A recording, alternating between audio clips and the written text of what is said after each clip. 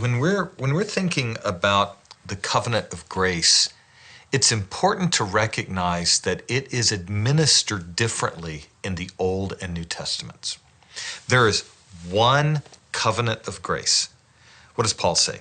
There is one name, Acts 4:12. There is one name given under heaven by which men can be saved, Jesus Christ. 1 Timothy 2:5. There is one mediator between God and man, Jesus Christ, period. From the fall of Adam until the consummation, only Jesus Christ saves. And there is salvation at no point apart from him.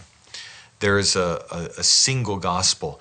But that gospel is obviously administered differently when Jesus appears on earth, lives, dies, and rises, New Testament, and the time when he was not on earth, when he had not appeared, when he had not been crucified, when he had not been raised in the Old Testament.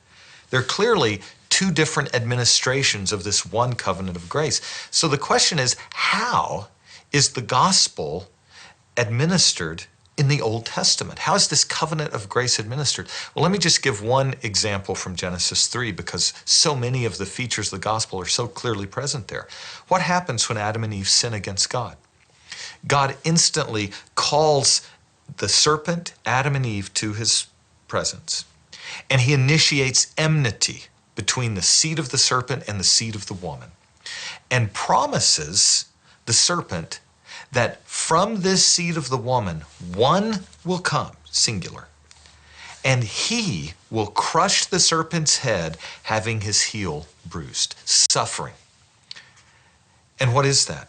That is a promise of an individual messianic figure who will be like Adam in that he is from the woman's seed, but he'll be unlike Adam in that he will do what the first Adam failed to do. He'll crush the serpent's head. And then what does God do? He clothes Adam and Eve not with the fig leaves that they had used to cover themselves, but with the garments of an animal skin, the first substitutionary sacrifice that covers over the shame and the nakedness of Adam and Eve is given to them in Genesis 3. And Eve is named Eve, the mother of the living, not the dead. And as Adam and Eve depart from Eden, they look back and see a sword facing every direction, guarding entrance to Eden, so that if anyone would seek to re-enter Eden and eat from the tree of life and gain eternal life, that person would have to undergo a trial by a fiery sword of judgment. Well, what is that? It is a promise, a type, and a shadow of the Messiah, of Jesus Christ. John in John 12 identifies the serpent as Satan. Paul will say that soon Jesus will crush Satan under our feet, and in Romans 16:20.